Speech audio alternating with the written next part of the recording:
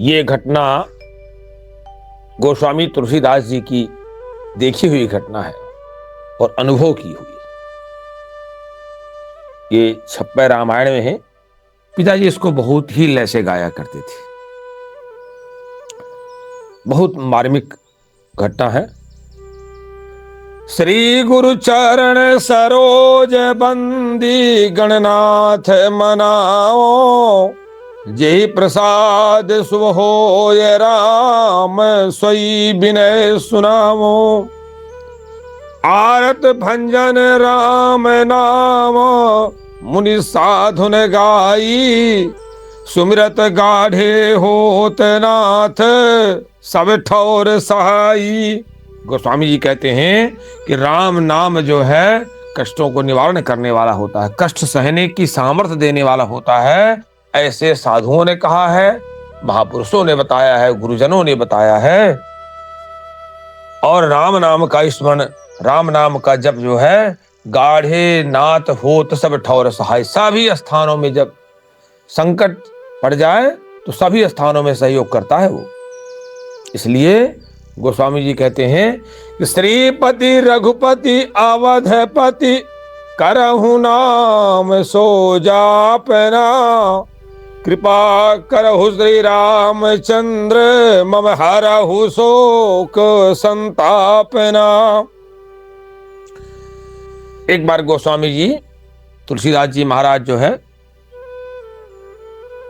जंगल में थे, एक घटना देख रहे हैं कि रही कपोत शिशुपति समेत बैठे तरुपासा, गगन उड़े संचान भूमि तल अग्नि प्रकाशा। एक पेड़ में कबूतर और कबूतरी दोनों अपने बच्चों के साथ बैठे हुए थे। ऊपर देख रहे हैं तो एक संचान जो है बाज उड़ रही है, नीचे आग जली हुई है, आग जल रही थी। और आग किसने जलाया था? एक शिकारी बहेलिया आकर के। आग इसलिए जलाया था कि अगर मैं बाण चलाऊंगा, तीर चलाऊंगा तो ये मरेंगे। ऊपर तो उड़ ही नहीं सकते जो कि बाज है, और नीचे गिरेंगे तो आग में जलेंगे। काफी दायरे से उसने आग लगा रखी थी। और बहेलिया कैसे था वो कि व्याधा गहि कर बाण देखी लोचन जल मोचित, पंछी सो मन महासभीत दंपति उर सोचित। वो कबूतर और कबूतरी ने जैसे देखा कि बहेलिया धनुष में तीर चढ़ाए खड़ा है, गोस्वामी जी अनुभव कर रहे हैं कि उन पक्षियों की आंखों में आंसू आ गए। बस भगवान की स्तुति करने लगे राम जी की।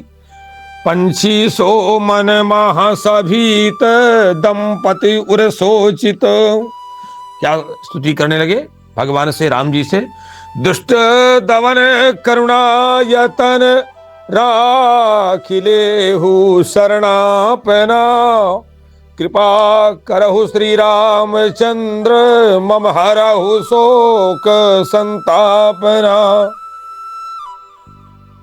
कहने लगे कि आप दुष्टों का दमन करने वाले हैं, करुणा के आयतन है, आप हमको अपनी शरण में लीजिए और मेरे शोक और संताप को हरण कीजिए। ये गोस्वामी जी अनुभव कर, महापुरुष एक एक जीव की भाषा जानने लगते हैं, भाव समझने लगते हैं। उस समय एक घटना आती है, उठे तत्क्षण मेघ वृष्टि जल अनल बुताने, निकसी भुवंग में डसे सुधी व्याधा विकलाने। निसरऊ करते तीर जाई संचान ही मारी, स्तुति करत कपोत नाथ मैं शरण तुम्हारी। गोस्वामी जी घटना देखते हैं कि उसी समय तत्क्षण आकाश से बादल आ गए, बादल वर्षा करने लगे, आग बुझ गई नीचे की। और जैसे ही आग बुझी तो उमस हुई तो वहीं पर एक बामी थी, उसमें सांप घुसा था। सांप एकदम निकला बड़ी तेजी से और क्रोध में, और सीधे उसी को डसा। किसको? उस बहेलिया को जो बाण संधान करके खड़ा था। और जैसे ही उसको डसा, वो बिलबिला गया और उसके हाथ से तीर छूट गया, तो तीर जाकर लगा बाज को। एक साथ समस्याएं भगवान ने खत्म कर दी। अब वो स्थिति करने लगे कबूतर। ये गोस्वामी जी अनुभव कर रहे हैं। हर जीव के अंदर परमात्मा का वास है, वही परमात्मा का अंश है, वही हर जीव परमात्मा का अंश है। और पूर्वजनों का पता नहीं कौन सा संस्कार कौन सा जीव लेके आया हो, ये हमें पता नहीं है। कर्मवश कौन सी योनि को प्राप्त हो गया हो, वो रहे होंगे कोई ऐसे संस्कारवान। और कबूतर तो विशेष संवेदनशील होता ही है, आप सभी जानते हैं। स्तुति करने लगे वो। स्तुति करत कपोतनाथ, मैं शरण तुम्हारी। सो प्रभु हो दयालु मम, जिमि कपोत रिपुदापना।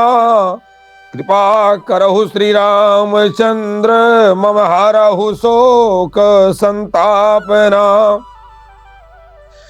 स्तुति करने लगे। जय जय मीन वराह कमठ, नरहरि श्री वामन।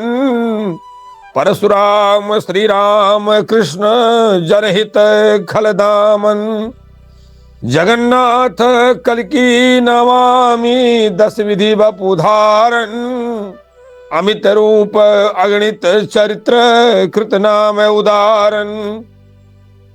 कहने लगे कि आप मीन वाले मछली का अवतार, मत्स्य अवतार आपने धारण किया, आपने सूकर अवतार धारण किया वराह का, आपने कच्छप अवतार धारण किया कछुआ का, आपने ही नरसिंह भगवान का अवतार लिया, आप ही वामन रूप में प्रकट हुए, तो आप ही परशुराम के रूप में, तो आप ही श्री राम हैं, आप ही कृष्ण के रूप में आए। क्योंकि आपका एकमात्र उद्देश्य है जनहित, माने सज्जनों का हित।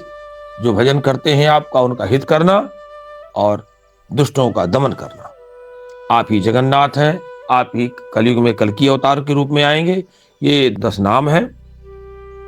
इस तरह से अमित रूप धारण करके और भी आप अग्नि चरित्र करते हैं जहां जैसी आवश्यकता पड़ती है। तो सुर रंजन सज्जन सुखद, सियानाथ अरिजापना। कृपा करहु श्री रामचंद्र, मम हरहु शोक संतापना।